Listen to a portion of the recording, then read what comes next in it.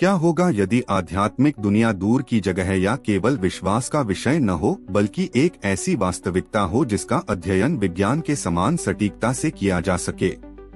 19वीं सदी के अंत में एक व्यक्ति ने अदृश्य और भौतिक के बीच की सीमाओं को चुनौती दी। उनका नाम रूडोल्फ स्टीनर था। एक दार्शनिक, एक सामाजिक सुधारक और एक दिव्यदर्शी, स्टीनर ने अपना जीवन यह साबित करने के लिए समर्पित कर दिया कि मानव विचार परमात्मा के लिए अंतिम पुल है। 1861 में ऑस्ट्रिया में जन्मे रूडोल्फ स्टीनर जल्दी ही दो समानांतर दुनियाओं में रहने लगे। जहां उनके पिता उस समय की अत्याधुनिक तकनीक, आधुनिक ट्रेन स्टेशनों में काम करते थे, वहीं युवा रूडोल्फ ऐसी वास्तविकताओं को महसूस करते थे जिन्हें भौतिक आंखें नहीं देख सकती थीं। 7 साल की उम्र में उन्होंने अपना पहला दिव्यदर्शी अनुभव प्राप्त किया, जिसे उन्होंने कल्पना नहीं बल्कि प्रकृति का एक तथ्य माना। वह केवल एक रहस्यवादी नहीं थे, वह एक वैज्ञानिक थे। उन्होंने वियना में गणित, भौतिकी और दर्शन का अध्ययन किया, भौतिक दुनिया के नियमों को समझने की कोशिश की ताकि फिर आत्मा के नियमों को समझाया जा सके। उनका बड़ा मोड़ तब आया जब उन्होंने गोएथे के कार्यों का अध्ययन किया। स्टीनर ने महसूस किया कि यदि हम प्रकृति का पर्याप्त गहराई से निरीक्षण करते हैं तो आत्मा जीवित रूपों के माध्यम से प्रकट होने लगती है। 1913 में स्टीनर ने एंथ्रोपोसॉफी की स्थापना की, जिसे उन्होंने आत्मा का विज्ञान कहा। यह शब्द ग्रीक से आया है, एंथ्रोपोस मनुष्य और सोफिया ज्ञान। पारंपरिक धर्मों के विपरीत एंथ्रोपोसॉफी में अंधविश्वास की मांग नहीं की जाती। यह आत्मविकास और ध्यान का एक मार्ग प्रस्तावित करता है ताकि कोई भी व्यक्ति उस तक पहुंच सके जिसे वे सुपरसेंसरी दुनिया कहते हैं।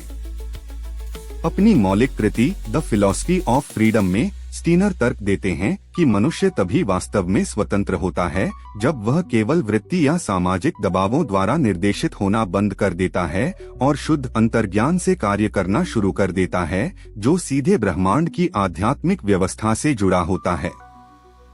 उनके लिए विचार केवल दिमाग के अंदर होने वाली चीज नहीं है, बल्कि आध्यात्मिक धारणा का एक अंग है।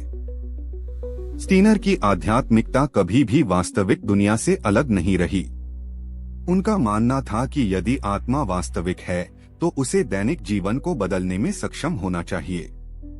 इसी तरह 1919 में वाल्डोर्फ शिक्षा का जन्म हुआ।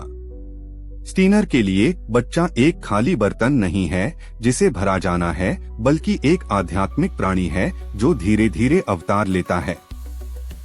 इसलिए शिक्षा को इच्छा, भावना और विचार, हाथों, हृदय और मस्तिष्क को मानव विकास के लयबद्ध चक्रों का सम्मान करते हुए पोषित करना चाहिए। कृषि में स्टीनर ने बायोडायनामिक्स की नींव रखी। उन्होंने खेत को एक जीवित, आत्मनिर्भर जीव के रूप में देखा जो न केवल मिट्टी से बल्कि ब्रह्मांडीय और ग्रहों की शक्तियों से भी प्रभावित होता है। आधुनिक जैविक आंदोलन से बहुत पहले स्टीनर ने चेतावनी दी थी कि पृथ्वी का स्वास्थ्य मानव आत्मा के स्वास्थ्य से अविभाज्य है।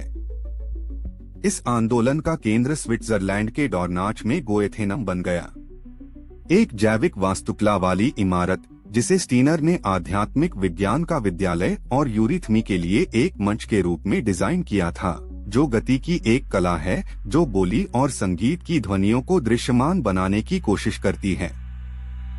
यहाँ तक कि उत्पीड़न और 1922 में पहले गोएथेनम को नष्ट करने वाली दुखद आगजनी का सामना करने के बावजूद स्टीनर कभी नहीं डगमगाए। उन्होंने अपने अंतिम वर्ष अथक परिश्रम करते हुए बिताए, 330 से अधिक व्याख्यानों और लेखों की एक विरासत छोड़ी। रूडोल्फ स्टीनर का निधन 1925 में हुआ, लेकिन उनकी आवाज आज भी दुनिया भर के हजारों स्कूलों, खेतों और स्वास्थ्य केंद्रों में गूंज रही है। उन्होंने हमें एक साहसिक निमंत्रण छोड़ा, ब्रह्मांड के दर्शक मात्र बनने के बजाय आध्यात्मिक सृजन के सचेत भागीदार बने। क्योंकि स्टीनर के लिए सबसे बड़ा विज्ञान मनुष्य का अपनी ही रोशनी की खोज है और हमेशा रहेगा। अपनी आत्मा की रोशनी को खोजने के इस अद्भुत सफर में हमारे साथ जुड़े। चैनल को सब्सक्राइब करना और इस संदेश को दूसरों के साथ साझा करना न भूलें।